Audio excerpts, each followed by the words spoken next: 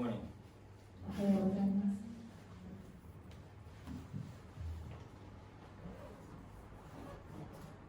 I've probably asked you this question before. 前にもこのような質問をしたかと思います。What are you hoping for? あなたは何を望んでおられるでしょうか。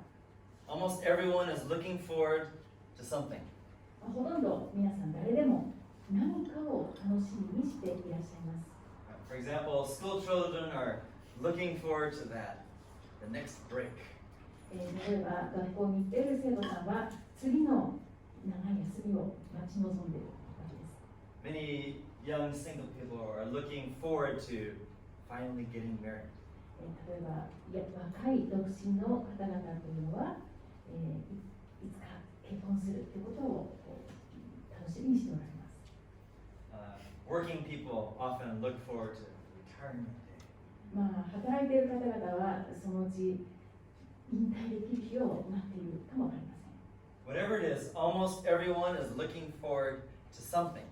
なんであれ皆さんほとんどの場合何かを楽しみに待っていらっしゃるわけです。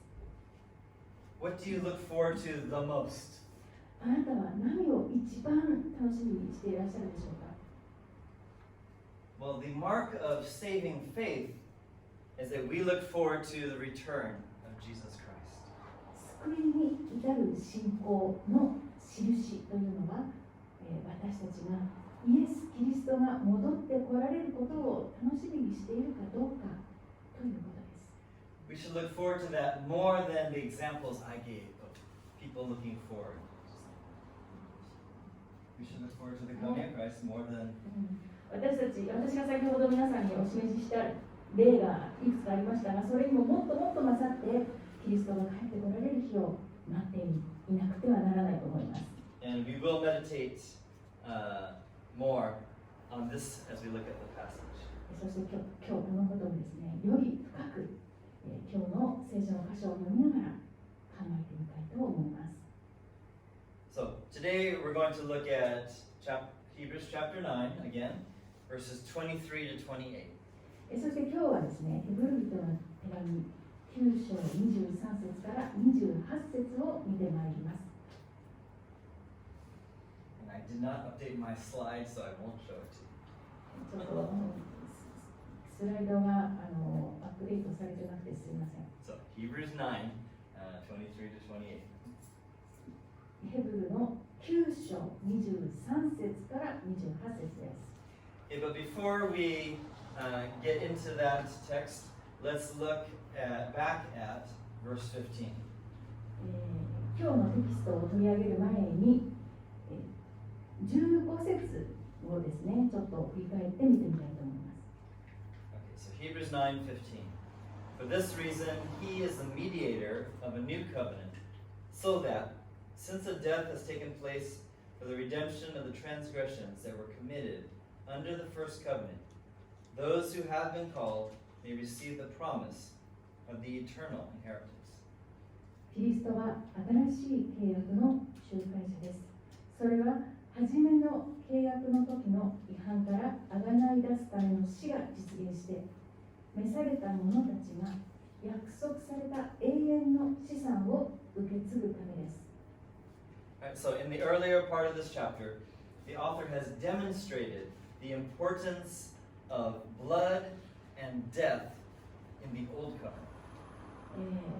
この章の前半の部分でですね、著者は旧約聖書のその時代における血と死、その重要性というのを示しました。 In today's passage, the writer describes the greater effect of Christ's sacrifice in establishing the new covenant. 今日の箇所では、この書き手はですね、新しい契約を確立する上で、そのキリストの犠牲のより大きな有効性について説明しています。 All right, so let's look at the first verse of today's passage. では今日の箇所の最初の説を見てまいりましょう。 Verse 23. 23節です。 Therefore, it was necessary for the copies of the things in the heavens to be cleansed with these, but the heavenly things themselves with better sacrifices than these. ですから天にあるものの写しはこれらのものによって清められる必要がありますが、天上にある本体そのものはそれ以上に優れた生贄によって清められる必要があります。This happens many times in Hebrews. これはですね、何回もヘブル人の手紙に出てくるんですが、that our passage begins with, therefore. ですからという始まりでそのセクションが始まるということですね。Right? Maybe you've noticed. もうお気づきになったかと思います。Right? Because Hebrews is one long argument. なぜならヘブル人の手紙というのはもう長い一つの議論なんですね。This, therefore this, therefore this. なぜならこうなって、ですからこうなったというふうに続いていく。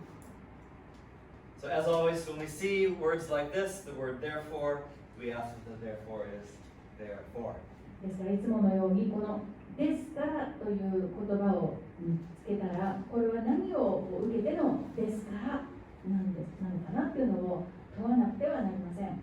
So let's just look back one verse to verse 22 from last time. ではですね、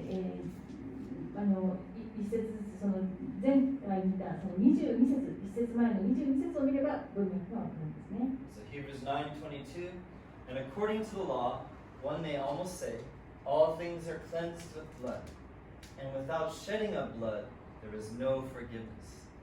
9章の22節ですが、律法によればほとんどすべてのものは血によって清められます。血を流すことがなければ罪の許しはありません。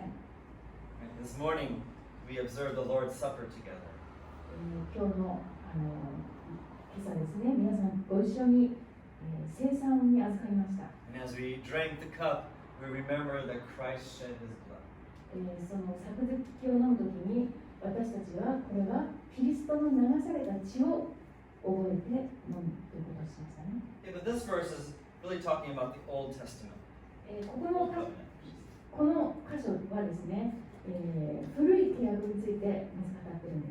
Right? And so verse 22 emphasized the importance and the rationale for the sacrificial system. 22節はこの犠牲の仕組み、システムの重要性とその根本原理について強調しました。Sins can be forgiven and cleansed only by the shedding of blood. それは罪は許されるということ、そしてその清めは血を流すことによってのみ起こるということです。There must be death. 死がなくてはならないのです。Right? So with that in mind, we can look forward to see what happens following the therefore. それを念頭に置いて次のですからに続いていることを見ていきます。Okay, first, it was necessary for the copies of the things in the heavens to be cleansed with these. このように書いてあります。天にあるものの写しはこれらのものによって清められる必要がありますが、And actually, it's a good time to just remind you about reading in the Bible. ちょうどいい機会ですので、皆さんに聖書を読む時のことについてお伝えしたいと思います。Just as we stop and think when we see therefore, we also have to stop and think when we see words like these. 先ほどもうですからというような言葉が出てきたらちょっと立ち止まって考えなくちゃいけないなと申し上げましたが、ここでですね、これらということがもう一つ出てきたらまた考えなくちゃいけないことです。 These what? これらというのは何ですか？ So first, the author explains that the temple and all the man-made items involved in the Old Testament worship needed to be cleansed with blood. まず最初に著者はですね、人が作ったその人の手による神殿と器具、これは旧約時代の礼拝のことですけれども、それらは血で清められる必要があるということを説明していますね。And because they were copies of the heavenly reality, the blood of animals could make them ceremonially clean. つまりそれは天にある現実のものの模型写しなので、動物の血によって儀式的に清めることができるという意味でした。However, this is in contrast with the heavenly reality. けれどもこれが天の現実のとの対比になります。The blood of animals could not cleanse the heavenly realities. 動物の血というのは天におけるその本当の現実を清めることはできないのです。So that's why it continues, but the heavenly things themselves with better sacrifices than these. 続く説ですね。天上にある本体そのものはそれ以上に優れた生贄によって清められる必要があります。So again, these are these sacrifices. これらというのはこれらの、犠牲、つまり生贄という意味です。So the heavenly things required better sacrifices than animal sacrifices. つまり天にある本体というのは動物の血よりも優れた生贄が必要だということなんです。Okay? And we know, of course, that means that only the blood of Jesus can cleanse the heavenly realities. そして私たちはもちろん知っているんですけれども、これはイエス様の血だけがそれらを清めることができるという意味ですよね。But let's stop and ask a question. で、ここでちょっと立ち止まって問わなくてはなりません。Why do heavenly things need cleansing? な Aren't they already pure? ぜ天にあるその本体というのは清められなくてはならないんでしょうか。それらはもうすでに清いんじゃないですか。 Well, the next verse will give light to the answer. 次の続く説がこの今の問いに光を与えてくれます。But keep that question in mind. この問いを心にちょっと止めておいてください。 Let's look at the first part of verse 24. では24節の前半のところに入っていきます。 For Christ did not enter a holy place made with hands, a mere copy of the true one, but into heaven itself. キリストは本物の模型に過ぎない人の手で作られた聖女に入られたのではなく、 So here we see Christ entering into heaven. ここで私たち分かるんですけど、キリストは天に入られたんだなということが分かります。 And heaven is not a copy of the temple, but it's the reality that the temple is a copy of. ここで分かることは、天が神殿の模型なのではなくて、本当は神殿の方が天の模型だったということです。 It's important to keep this clear. この重要性をちゃんとはっきりしておいてください。 Heaven's reality, the temple is a copy. 天の方にあるのが本物で、地上の神殿というのはその写し、模型なのです。 Alright, so remember that question I asked you. じゃあさっきの、質問を思い出してください。 Why do the heavenly things need cleansing when heaven is without sin? なぜ天に罪がないときに、ないのに天上にあるものが清められなくてはならないのかということです。 The answer is because Jesus is bringing us into heaven. その答えは、イエス様は私たちを天に連れてきてくださるからということです。 We need the cleansing. 私たちは清められなくてはならないのです。 Right? And as it says here, now to appear in the presence of God for us. そして続く節ですね。そして今、私たちのために神の御前に現れてくださいます。 Right? So Christ appears before God for us. キリストは私たちのために神の御前に現れてくださいます。 Right? Christ is bringing sinners like us into the heavenly places. キリストは私たちのような罪人を天国に連れて入ってくださるのです。 And this is why Christ is cleansing the heavenly things. だからこそキリストは天の神殿を清められたのです。 Right? It's because we will be there. なぜなら私たちはそこにいるからです。 And what an encouragement this should be for sinners like us. 私たちのような罪人にとってこれは何という励ましではないでしょうか。 Do you feel dirty? あなたは自分が汚いというふうに感じておられますか？ Do you feel 自分は汚れていると感じますか？ Do you feel stained? 汚れがついてしまったと感じますか？ Do you feel unworthy? もう自分には価値がないと感じられるでしょうか？ Good, because Christ bids you to come. それは良いことです。なぜならキリストはあなたを招いておられるからです。He doesn't ask you to cleanse yourself. もう自分で自分をきれいにしなくちゃいけないというふうに思わないでください。He cleanses you. キリストがあなたを清めてくださいます。 And he goes before you into the heavenly places and cleanses it so that you and I can be there. そしてキリストはあなたより先に天国にまず入り、そこを清められたのです。だからあなたや私はそこに行くことができるのです。 And he cleanses us so that we can be there.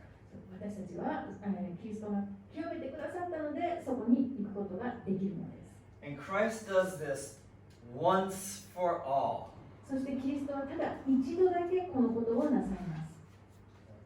We've talked about this several times in Hebrews. このことについてはもうすでにヘブル人への手紙の中で何回か出てきました。 The priests sacrifice frequently. 祭司はもうしょっちゅう捧げ物を捧げなくてはならなかったんです。 Christ does it once and it is finished. キリストは一度だけです。そしてそれを完了したのです。 Okay, so let's continue with verse 25 here. では、25節続きましょう。 Nor was it that he would offer himself often, as the high priest enters the holy place year by year, with blood that is not his own. それも年ごとに自分の血ではない血を携えて聖女に入る大祭司とは違い、キリストはご自分を何度も捧げるようなことはなさいません。 So as we've seen before, the high priest in the old covenant needed to bring the blood of the sacrifice every year into the Holy of Holies. 前にも見ましたけども、古い契約におけるその大祭司というのは、至聖所に入るために毎年犠牲の血を持っていかなければならなかったということです。 And not only did he enter frequently, he entered with blood that was not his own blood. 大祭司はこのように頻繁にそこに行かなければならなかったというだけでなく、自分のものではない血でそこに入らなければならなかったんです。 Christ is not like that. キリストはそのようではありません。 And the next verse shows us this contrast. 次の節がその対比を示しています。 So verse 26. 26節です。 We'll read the first part.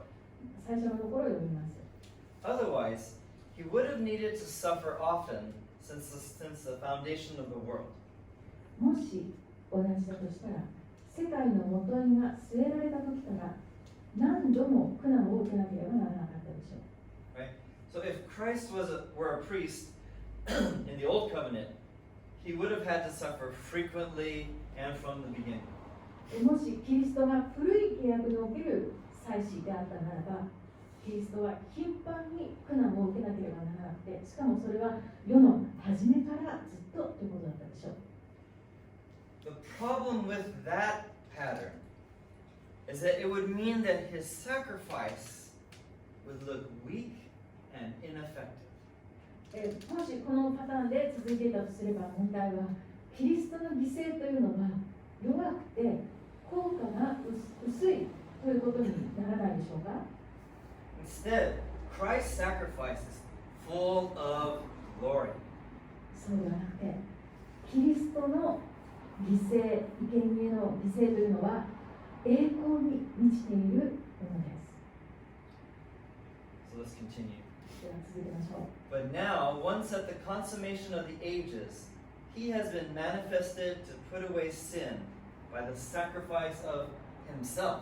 しかし今、キリストはただ一度だけ世々の終わりにご自分を生贄として罪を取り除くために現れてくださいました。 So again, the high priest, every year, blood that's not his own. もう一度言いますけれども、旧約時代の大祭司というのは毎年、Not his own blood. 自分以外のものの血を持って入らなければいけなかったということでしたね。 But Christ's sacrifice was given once and only once.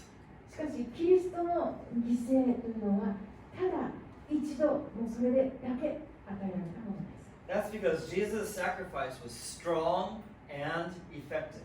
なぜならイエス様の犠牲というのは強くそして有効だからです。 There was no need for another. もう一度というもう一回別のものは必要ないのです。 Therefore, his sacrifice is full of glory. ですからキリストの犠牲というのは栄光に満ちたものなのです。 Also, Christ's sacrifice was given at the consummation of the ages. またキリストの犠牲というのは時代を超えて与えられたものです。 In other words, Christ's sacrifice on the cross was not simply a moment in history. 言い換えればキリストの十字架上の犠牲というのは単なる歴史の中のある一瞬ではありませんでした。 Don't get me wrong, it was a moment in history. ちょっと誤解しないでいただきたいのですが、それは実際に歴史の中で起こった瞬間です。 Right, this is actually a big deal why Christianity is so different than most religions. これが大切な違いです。キリスト教と他の、多くの宗教との違いですね。 We believe in history. 私たちは歴史上起こったことを、実際に起こったことを信じているの We です。 believe in things that actually happened. 私たちは実際にそこで起こった出来事が起こったことを信じているのです。 Right? Not just some legend or myth. 何かのその神話とか伝説を信じているわけではないということです。 Okay. But the point I'm trying to make is that Christ's sacrifice was not only some moment in history. 私が言いたかったのは、キリストのその十字架上の犠牲の死というのは単なる歴史上のある瞬間を起こったことだという、その単なる瞬間というふうなことじゃなかった。It was the moment in history. それは歴史のその瞬間という意味です。 The climax of history. 歴史の頂点、クライマックスです。 Everything points to that moment. すべてのものはその瞬間に向かったということです。 And it will for all eternity. そしてそれは、もう永遠のに続くそのためです。 We will never stop looking at that moment. We will never. 私たちはその起こったその瞬間をもう見ることを決してやめません。 Therefore, that moment is full of glory. ですからそれは栄光に満ちている。 Also, Christ's sacrifice was not that of animals, it was of himself. しかもキリストの犠牲というのは動物ではなかったんです。キリストご自身でした。 And Christ is the most valuable being in the universe. そして、ですからキリストというのはですね、宇宙で最も価値のあるお方ですね。 So there is no possible greater sacrifice. ですからそれ以上に価値のある、もうそれよりも偉大な、犠牲というのはないのです。 And Christ gave himself. イエス様は、キリストはご自身を捧げました。 Therefore, his sacrifice is full of glory. ですからキリストの犠牲は栄光に満ちています。 Finally, his sacrifice was to put away sin. 最後にキリストの犠牲は罪を取り除くためでした。 Right? So unlike the sacrifice of animals, Christ's sacrifice actually removes sin. 動物の犠牲と違ってキリストの犠牲というのは実際に罪を取り除きます。 Right? The sacrifices of the animals made the temple and the earthly things ceremonially clean. 動物の犠牲ですね、地上にあった神殿やその他の祭具の、その儀式用の器具によるその犠牲というのは儀式上の清めを成し遂げる、儀式上の罪の許しを成し遂げるということだったんです。 Christ's sacrifice and blood removes sin. しかしキリストの犠牲というのは実際に罪を取り除いた。 Therefore, Christ's sacrifice is full of glory. ですからキリストの犠牲というのは栄光に満ちたものです。 And it's okay to say amen. 皆さん、アーメンというふうに言っていいという箇所ではないでしょうか。So knowing that Christ's sacrifice is effective and glorious, now let's look at who benefits from this. ではですね、キリストの犠牲が有効であって栄光に満ちていると知ったら、今度は誰がそのことによる利益を受けるのでしょうか。それを見てみましょう。 Let's look at verses 27 and 28. 27節、28節を見てみます。 And just a reminder, these are the verses for the month. これは今月の聖句です。 Our challenge, let's try to memorize it. 私たちのチャレンジとしては、この2節を暗唱するということですね。Let's look at the first part of verse 27.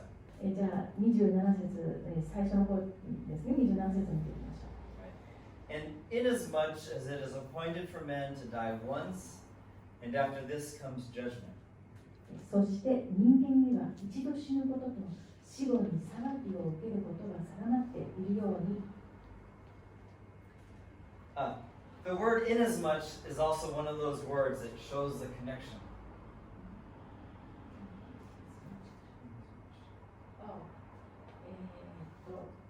何々どんなの Shows the connection. ようにですかね、日本語で言うと、つなぎ目を表してますね。But we'll come back to that. 後でこの関係性については、文章の関係性については戻って見てまいりますが。All right, so first, we all have an appointment. All of us have an appointment that we will inevitably keep. まずこのようなことを考えてください。私たちすべてに必ずやってくる定め、約束というものがあります。Have you ever made an appointment at the doctor or city hall and then canceled it? 皆さん医者の予約とか、あるいはどっか市のホールを予約したりというようなことはあって、それをキャンセルしたことがありますか？ This appointment you cannot miss. この予約というか、決めたことというのはキャンセルできないです。And the appointment is with death. その決まっていることというのは死です。Everyone will die. 誰でもやがて死にます。The only exceptions are those who are Christians at the time of Christ's second coming. 唯一の例外というのがあります。それは、キリストが再臨される、もう一度戻ってこられるときにクリスチャンである人々です。それが唯一の例外です。And it would be wonderful. I would love it if we all experience that. もしも私たちがそれを経験できたとしたら、それはすごい素晴らしいことですよね。Right? My hope here is that no one dies. 私の望みというのは、ここにいる誰もが死なないことです。But that's something that we can't control. でもそれは私たちがコントロールできる話ではないですね。Alright, so we must be ready for the very strong possibility that all of us will die. 私たちは備えをしておかなければなりません。ほぼ確実なこととして、私たちはやがて必ず死ぬということです。Now, usually, when we have an appointment with, again, the doctor, it's usually an appointment that we have made. 普通ですね、私たちが例えば医者の予約を取るとか、そういう時は、それは自分で手配した予約です。So who made this appointment? では、先ほどのこの予定というか、その約束、それは誰がしたものですか？ Did you? あなたはしましたか？ Did you say, I want to die, I'm going to sign up for that? あなたは例えば、私死にたいな、よし、そこに、予約のサインをしようというふうにしましたか？ This appointment is an appointment that God has made. このもう決まっている予定というのは、神が定められたものです。And also, unlike those other appointments, you don't know when that will be. そして他の、予定や予約と違う点はですね、あなたはそれがいつなのかということを知らないということです。It could be today. それは今日かもしれません。It may be many years later. それかあるいはもう何年も先の話かもしれません。Only God knows. 神だけが知っておられます。 But why? Why did God make this appointment? でもなぜなんでしょう。なぜ神はこのような定めを設けられたのでしょうか。 It is because of our sin. それは私たちの罪のためです。 Of course, it's because of our own personal sins. まあもちろんそれは私たちの個人的な罪ということもあるでしょう。 But it's also because we are all guilty of Adam's sin. しかし私たちはみんなアダムの罪のためにすでに有罪なのです。 The whole human race was in rebellion against God. 私たち人類すべてはですね、もうすでに神に反逆しているのです。 So let's take a quick look at a verse from Paul's letter to the Romans. ちょっとですね、急いでローマ人への手紙、パウロが言っていることを見ていきたいと思います。 It's Romans 5 verse 12. ローマ人の手紙5章12節です。 And there he wrote, Therefore, just as through one man, Adam, sin entered into the world, and death through sin, so death spread to all men, because all sinned. こういうわけで、ちょうど一人の人、これはアダムのことです。によって罪が世界に入り、罪によって死が入り、こうして全ての人が罪を犯したので、死が全ての人に広がったのと同様に。We all participated in Adam's sin. 私たちは皆アダムの罪に参加しているのです。 And then we added our own. そして私たちはそれに自分自身の罪も加えています。 The death described here refers to our physical death. ここで述べられている死というのは肉体的な死を指しています。 And everyone must face that. そしてこれは全ての人がこのことに直面しなければなりません。 It's very good for us all to prepare ourselves for it. だから私たちこのことについて備えをしておくというのはとても大切なことです。 Right? It's not good to obsess about it. そのことにとらわれる必要はありません。 But I think most of us have the opposite problem, never thinking about it. でもほとんどの場合ですね、私たちは逆の問題があるのじゃないでしょうか。そのことについて決して考えないということです。 But death is not the end of the story. しかし、死というのは話の終わりではないんです。 Right? As he says here, after death comes judgment. ここで言われているように、死の後に裁きというのが来るからです。 Christ came so that his people will not die a second time in the judgment. キリストはご自分の人々が裁きによって二度死なないようにというのをために来られたのです。 For this reason, Christ also died in order to save his people. つまり、このため、キリストはまたご自分の人々を救うために死なれたということです。 So I said also, 私は、またと言いました。 right? Because the verse says that all men die once. 聖句はここで全ての人は一度死ぬというふうに書いてあります。 And Christ also died. キリストもまた死なれたと思います。 But his death is different. まあでもキリストの死というのはちょっと違いますね。 So Christ also, having been offered once to bear the sins of many. キリストも多くの人の罪を負うために一度ご自分を捧げ、 As we said before, Christ was offered once. 先ほども言ったようにキリストは一度ご自身を捧げました。 He was offered. In other words, he died as a sacrifice. 言い換えればキリストは犠牲として死にました。 Right?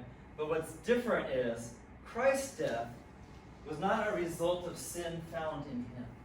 けれども、キリストの死というのは、キリストご自身のうちに罪があったから、その結果というわけではないということです。Right? That's why he says here, he died to bear the sins of many. ですからここで書いてあるように、キリストは多くの人の罪を負うために死なれました。He died for other people's sins.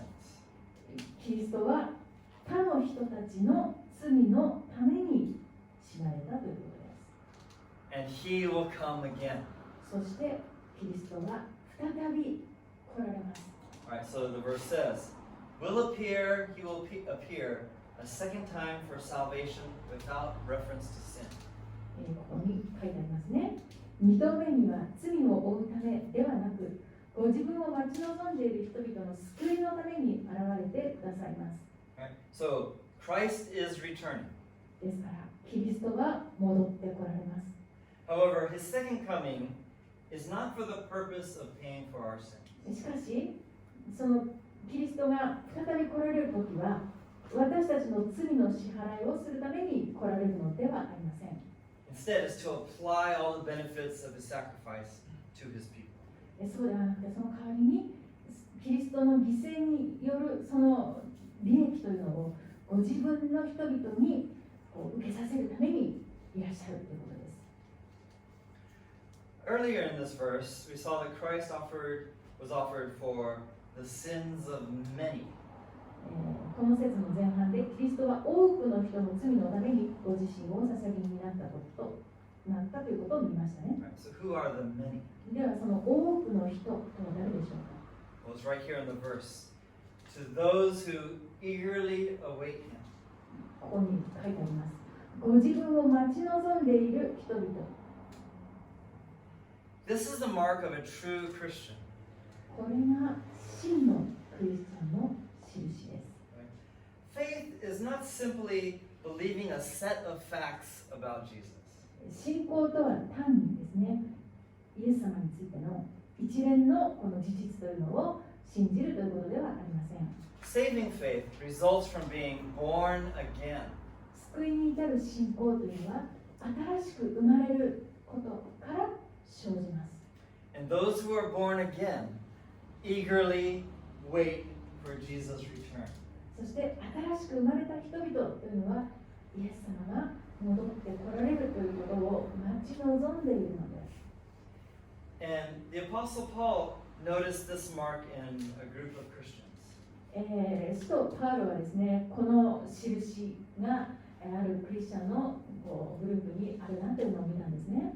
He saw that they had that mark and said, yes, you are indeed true Christians. パウロは、そのような印がその人たちにあるのに気がついて、あなたは確かに真のクリスチャンだねと言ったわけです。 He gave them confidence and joy.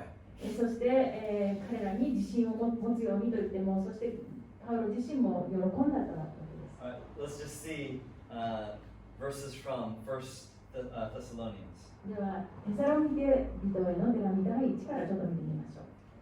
And look why he has confidence.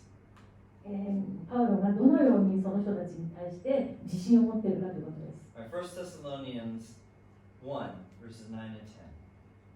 For they themselves report about us what kind of reception we had with you, and how you turned to God from idols to serve a living and true God, and to wait for his Son from heaven, whom he raised from the dead, that is Jesus, who rescues us from the wrath to come.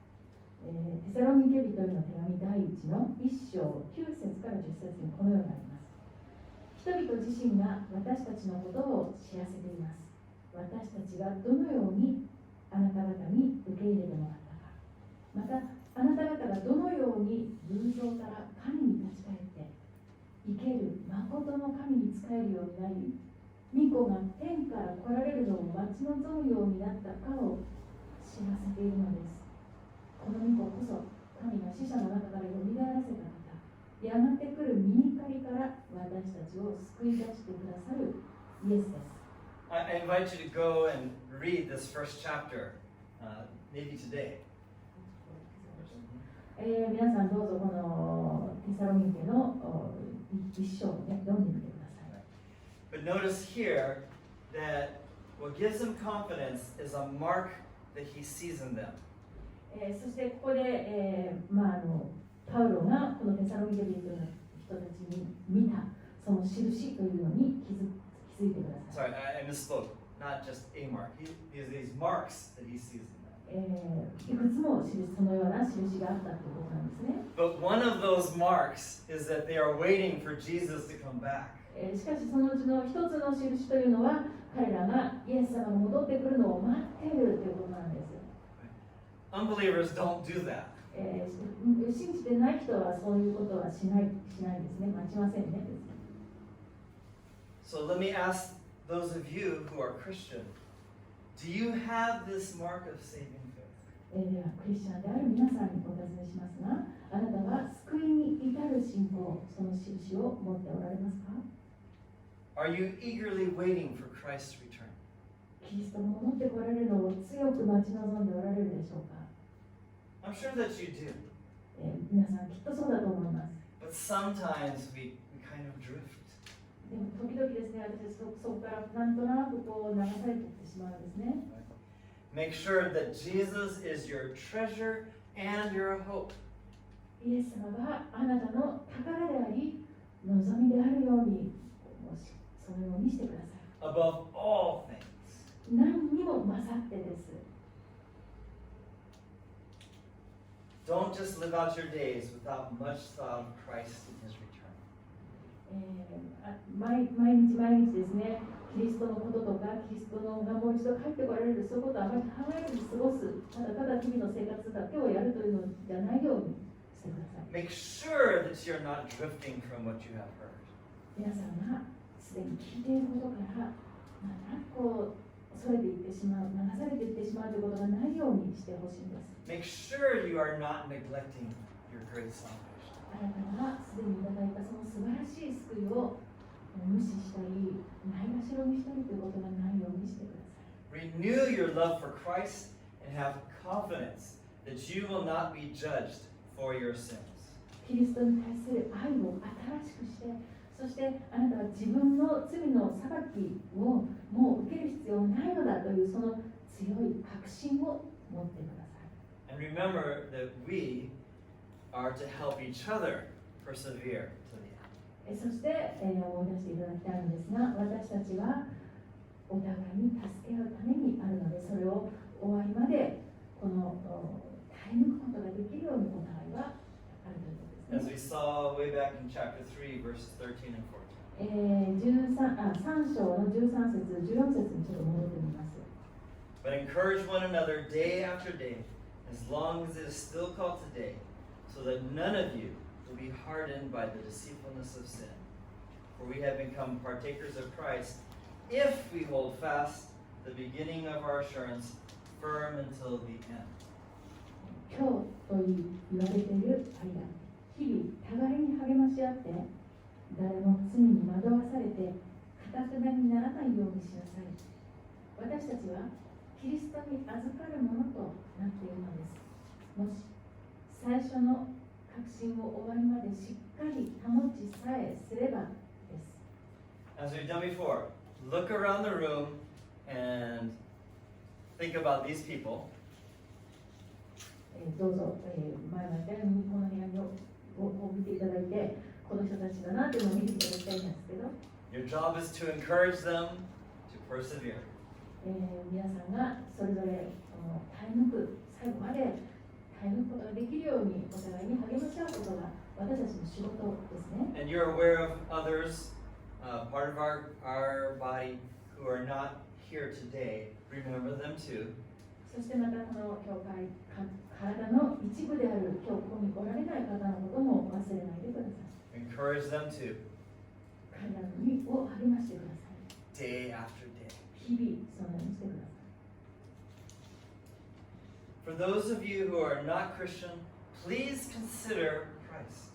そしてクリスチャンではない方、どうぞキリストのことを考えてみてください。 Like every one of us, you will die someday soon. 私たちは皆同じようにやがて死ぬわけです。 And I beg you not to wait before you put your hope in Christ. キリストに望みを置くということを先延ばしにしないように心からお願いしたいと思います。And remember, it is not those who are clean in themselves who will be saved. そして忘れないでいただきたいことですけれども、救われるのは自分で清くするできたそういう人ではないということを思い出してください。If you feel dirty, you are welcome to come. もしあなたがご自分が汚れているなと感じておられるなら、あなたは歓迎されているのです。If you feel guilty, you are welcome to come. もし在籍感を持っておられるなら、あなたは歓迎されています。Because Christ died to cleanse those who are simply willing to wait for his coming again. なぜなら、キリストはご自身の再臨を単純に待ち望んでいる、そのような人たちを清めるために死なれました。Those who trust in what he did on the cross.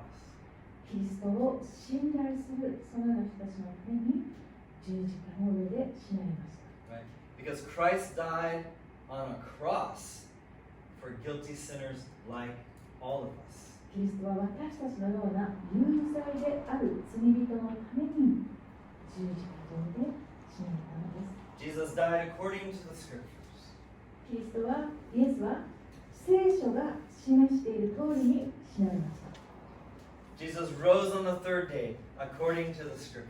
イエスは聖書が示している通りに3日目によみがえられました。Jesus ascended into heaven and is at God's right hand as our great high priest.